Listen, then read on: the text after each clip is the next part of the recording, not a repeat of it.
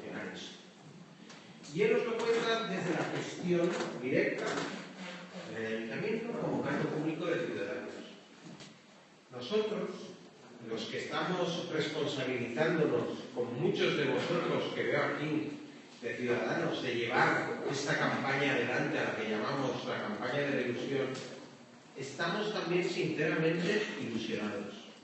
Esto no es un mero eslogan electoral, el tema de la ilusión. ¿Y por qué? Yo les quiero explicar.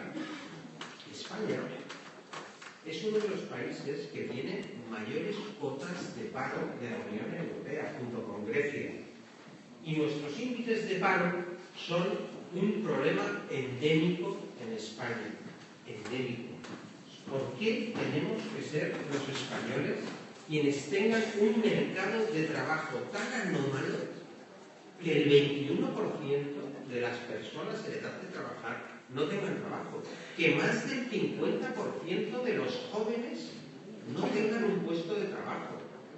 Que cuando tienen un puesto de trabajo sean puestos de trabajos temporales.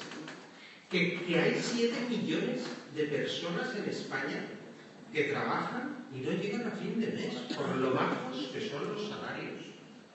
Que tenemos un sistema educativo que es una vergüenza en el mundo desarrollado occidental, en los